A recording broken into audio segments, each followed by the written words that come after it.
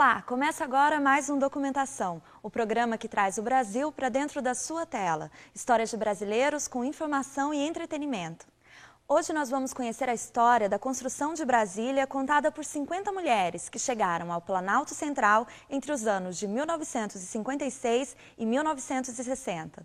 São mulheres das mais diferentes profissões e classes sociais que dão depoimentos cheios de emoção. O documentário é uma nova e feminina forma de recuperar a história da mudança da capital para o interior do país. Tempos de poeira e entusiasmo para contribuir com o sonho de Juscelino Kubitschek, Niemeyer e Lúcio Costa. Poeira e Batom no Planalto Central, de Tânia Fontinelli Mourão e Tânia Quaresma. Hoje vamos assistir a primeira parte do documentário. Na semana que vem o filme continua. Vamos ver. Brasília é a mulher que teve coragem de ir para dentro do país e fazer o país florescer. Em meio à terra virgem desbravada, na mais esplendorosa alvorada, sorri como um sorriso de criança, um sonho transformou-se em realidade, surgiu a mais fantástica cidade. Brasília, capital da esperança. Nós somos acostumados com a poeira e com a lama, porque a gente tomava banho, passava um pó e aí um batom e vinha, né?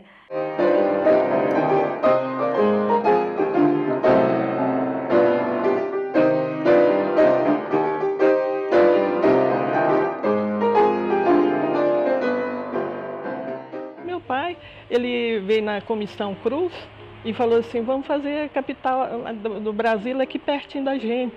A comissão só marcou o lugar, né? E ele falou assim, a capital vai ficar aqui perto da gente, Brasília, vai chamar Brasília, não sei o quê.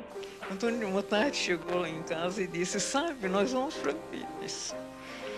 Nós vamos procurar um lugar para a futura capital. Foi bom. E a minha família Guimarães, ela era proprietária de muitas terras aqui nessa região. Essas terras foram desapropriadas, não é? A preço muito baixinho para a consolidação, né, do Distrito Federal. Foi na época que veio essa comissão do Paulo Coelho para verificar os sítios, o local. E não tinha um hotel, porque Planaltina é uma cidade muito pequena. Então, essa comissão Paulo Coelho foi hospedada pelo Dr. Osana Guimarães na fazenda dele, chamada Larguinha. Essa comissão toda fazia tudo isso aí a cavalo, era uma comissão que ia até quase chegando a Formosa. Marco da futura capital, erigido em 7 de setembro de 1922 no governo do presidente Epitácio Pessoa, no lugar designado pela Comissão Cruz, é visitado pelo general Paulo Coelho e sua comitiva, acompanhado por grande massa de fogo de Planaltina, inclusive um fotógrafo de luxo.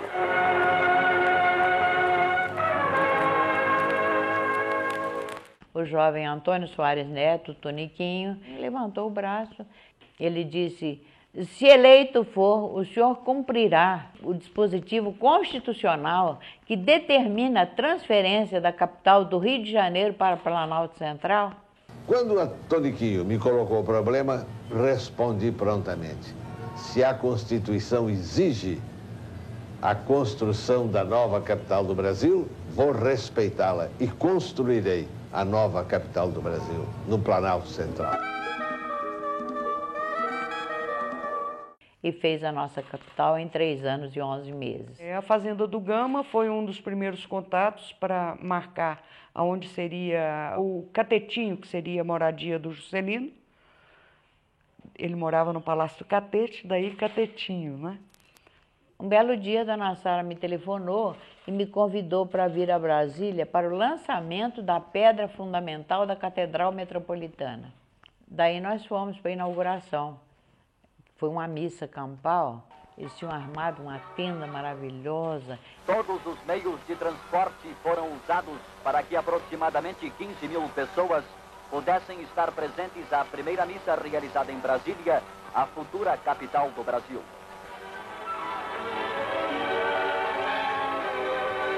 E naquela época se usava muito sapato de camurça. E eu toda besta comprei um sapato de camurça marrom, toda chique, crente que ia aprontar. Quando cheguei aqui, que a gente foi saltar do carro para entrar na missa, o sapato endureceu no pé. porque enfiamos o pé na lama e o sapato ficou duro no pé. Para tirar depois foi uma dificuldade. Eu acho que se não houvesse mulheres em Brasília, Brasília não teria sido construída como foi. Não é que as mulheres fossem para as obras, fossem mexer com betoneira, pegar martelo, bater prego, não é isso.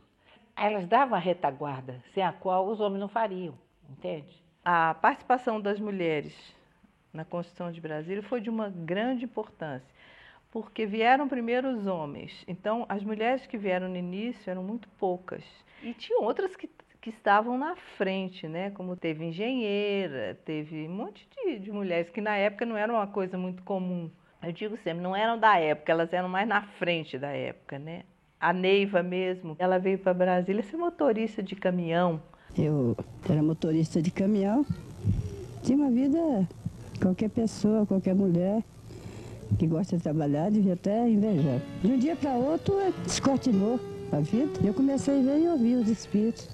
Mamãe trabalhava à noite, quase a noite inteira, em cima de uma prancheta, fazendo a medição das fazendas, ajudando meu pai, porque ele saía para o campo e ela ficava em casa.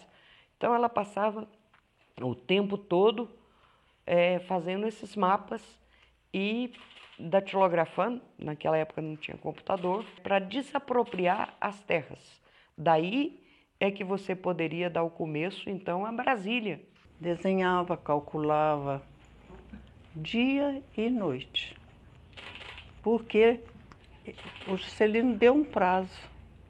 Eu quero para 5 anos, o que deveria ser em 50. Eu cheguei em Brasília aos 13 anos de idade, com meu pai, que foi a primeira família de engenheiros a chegar em Brasília. Nós morávamos em Goiânia, eu, minha mãe e meus 3 irmãos. Ele chegou em casa e disse, amanhã nós vamos para Brasília, de mudança. Minha mãe, vamos. A gente chegou em novembro de 1956. E aí a gente ficou durante o ano de 1957, a gente ficou indo e vindo todo final de semana e férias, porque não tinha escola. Em 1958 ele conseguiu fazer o ginásio Brasília para que as famílias pudessem trazer os filhos, que era o problema maior da época. Mas a gente lembra tudo com muito carinho, né? Porque meu pai também era uma pessoa muito alegre, tudo para ele era festa, felicidade, tudo bem. O JK fez uma coisa que é a Caravana da Integração Nacional. Esse foi um dos momentos históricos mais bonitos do Brasil. Saiu uma caravana do Nordeste, outra caravana do Sul, outra caravana do Oeste e outra caravana do Norte. E essas caravanas deviam se encontrar aqui em Brasília, antes da inauguração. E o JK recebia cada caravana dessa. Esses carros foram os primeiros carros produzidos no Brasil. Foi a indústria brasileira que botou os carros à disposição desta caravana. Em frente à matriz de Nazaré, tem lugar a reunião de veículos que comporão a coluna norte da Caravana de Integração Nacional. Brasília ainda está longe, mas o ânimo dos pioneiros é grande. A coluna norte avança para o local, onde o bravo e destemido engenheiro do progresso, Bernardo Sayão, encontrou a morte quando lutava de igual para igual contra a densa floresta. Foi um choque enorme para todos nós, né? Porque um acidente assim, você não pensa. E foi um acidente na estrada, então uma coisa muito inesperada. Quando nós estávamos já na fazenda da Grande do Douro, começou a chegar muita gente para morar ali. Aquilo a gente não acreditava. Eu nunca pensava que ia ser uma coisa tão maravilhosa. A gente ficava encantada, mas também ficava assustada com tanta gente chegando. Em julho de 59, vi os ministérios todos ainda em formação e a cidade toda não existia. A rodoviária era um movimento de terra só. Mas como tudo aqui se fazia do dia para a noite, eu acreditava que realmente ia estar pronta a cidade no dia da inauguração, né? E eu morava em Belo Horizonte. Então tinha saído a novidade de começar a construir a mudança da capital, do Rio de Janeiro para que ainda não sabia o lugar, mas havia de ser ou em Minas, que umas pessoas queriam, né? Ou aqui em Brasília. Então, nesta ocasião, eu resolvi, sem nem mesmo falar com o marido, que ele mandasse a mudança, que nós íamos mudar de Belo Horizonte. E assim nós mudamos. Aqui para Brasília, morei no Núcleo Bandeirante, na primeira avenida. Não tinha ainda nada.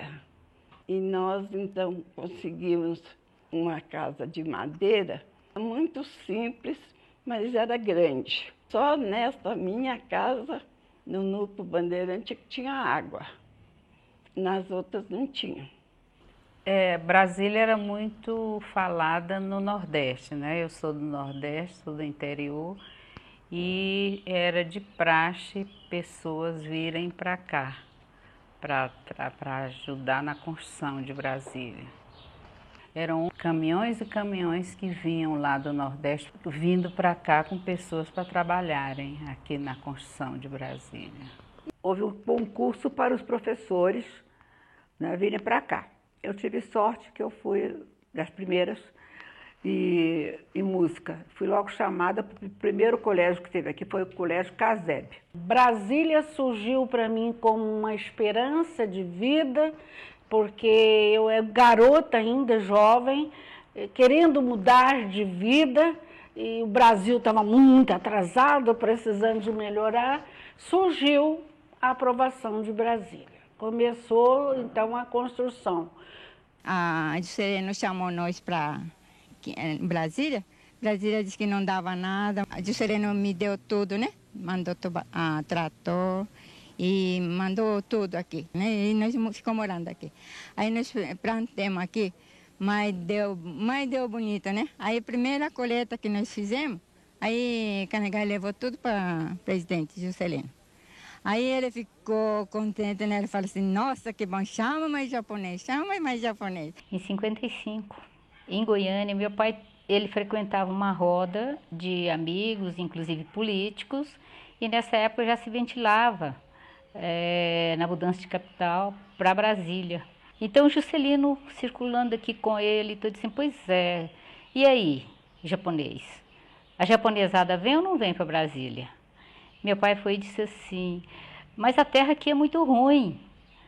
Aí o Juscelino respondeu, se fosse boa a terra não precisava de japonês, né? Então foi assim que deu início a vinda da colônia japonesa aqui para Brasília. De início, 20 famílias. Aquela cultura japonesa, verdura, saiu muito verdura, não precisa trazer de São Paulo. Primeira vez que eu ouvi falar em Brasília foi 58, né? Diz que é o lugar que tinha muito índio, que não tinha civilização nenhuma, meio do mato, cerrado, né? Lugar assim que o pessoal tinha pavor, né? Parece que era do outro mundo, mas nós tivemos coragem de vir para cá porque tinha uma promessa muito grande, né? E meu marido ganhou muito dinheiro, graças a Deus. Foi morando no acampamento. A primeira notícia que tive em Brasília, eu morava em Séries ainda. Eu encantei, eu sou aventureira. Saí da minha terra com 19 anos para casar com um jovem igual eu, para vir para o Brasil de uma vez. Tem que ser aventureiro, né? O avião que vinha da Guiana me pegou em Macapá e eu vim. Quando chegou aqui em Brasília, ele sobrevoou Brasília e olhou, olha, aqui será a futura capital do Brasil. Aí eu olhei assim, só tinha aquela terra vermelha, né? O esqueleto, os ministérios, eu falei, para que eu venho? Eu, uma jovem de 6 para 7 anos, vim vivenciar e construir toda a minha visão de mundo a partir de Brasília. Eu tomei consciência da existência de Brasília quando eu vim para Brasília, morar em Brasília. Pousei naquele aeroporto de madeira que existia em Brasília. Tenho memórias de descer num lugar que era um descampado. Quando eu cheguei aqui, aí no aeroporto não era esse aeroporto de hoje. A volta era tudo mato, né? Era tudo mato, só tinha ali mesmo a descida, né? E o prédio, né? O prédio que ainda estava em construção ainda. Quando eu peguei o ônibus para ir para casa, né? E tudo mato, estrada de chão, muita poeira, muita poeira.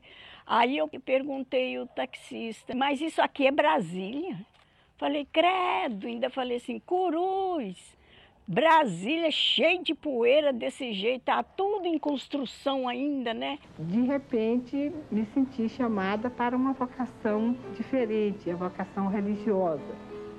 Estava começando a construção, bem no centro do Brasil, da futura capital do país.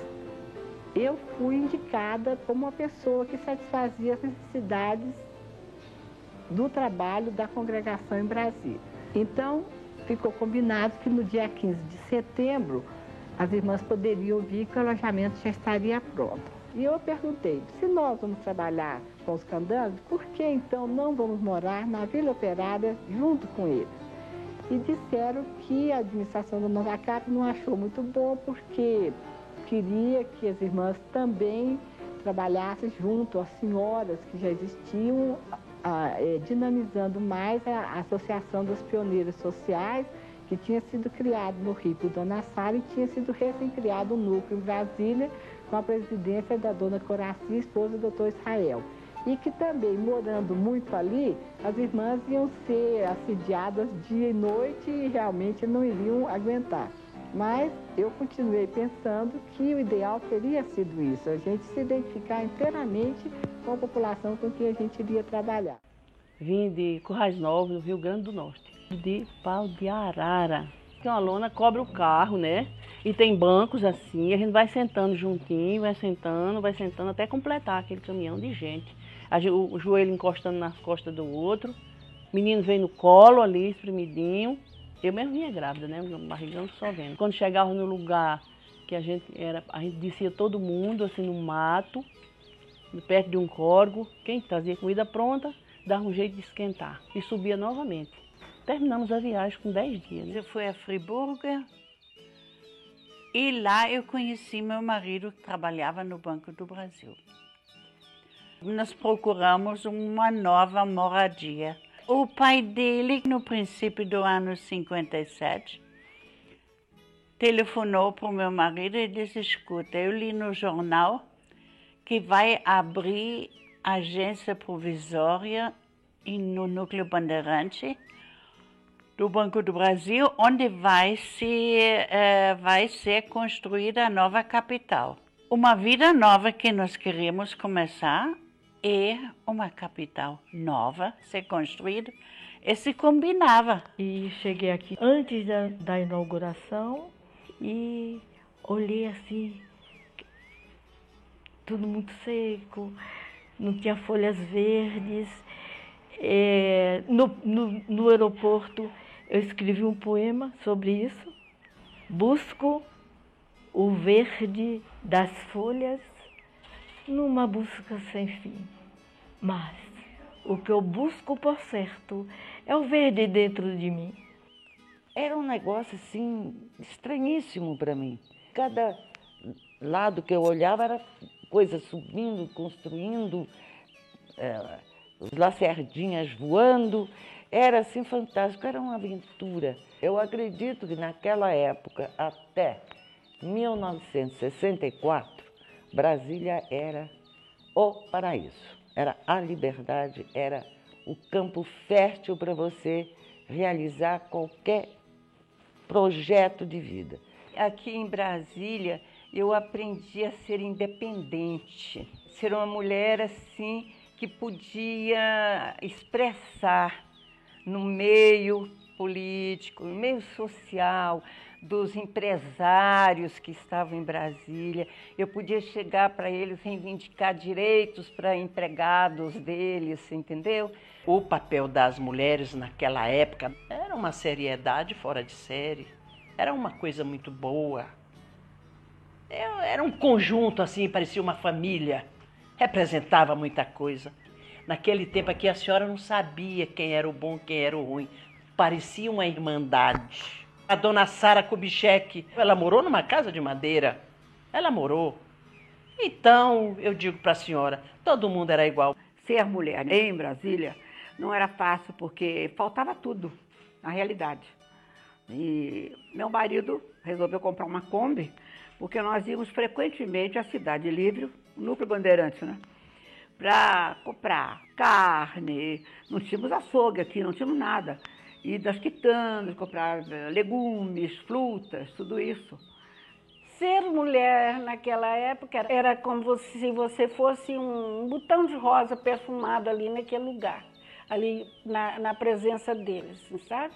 Que eles admiravam e sentiam a alegria de ter um perfume de uma flor ali por perto, né? O que seria desses trabalhadores se não tivesse essas mulheres ali dispostas também a suar e trabalhar ali? Eu tenho muito orgulho de ser pioneira. Naquela época, ser mulher era uma coisa muito difícil. Porque, lembrando que nós estamos no final das décadas de 50 para 60, que é quando começou a emancipação, dizem, a emancipação da mulher. Então, quem era arrojada, como eu fui naquela época, saí da casa dos meus pais, bem instalada, né, com emprego fixo, universitária, e eu iria, então, no caso, para o centro do país para trabalhar aqui, após seleção, né? Eu acho que foi muito difícil para a mulher. Muito difícil, muito sacrifício, saíram das suas origens em busca do Eldorado. Isso aqui era o Eldorado, era a promessa do futuro, era a bênção que Deus mandava na vida de cada família que veio do Nordeste, especialmente do Nordeste, a maioria, não é? Porque veio gente de Minas, veio gente do Sul, e uma era bordadeira, a outra era só cozinheira, a outra era lavadeira, a outra fazia pão, biscoitos. Olha, naquele começo, principalmente, as mulheres elas são parceiras dos homens. A gente percebia que os homens que estavam sozinhos, o rendimento não era o mesmo.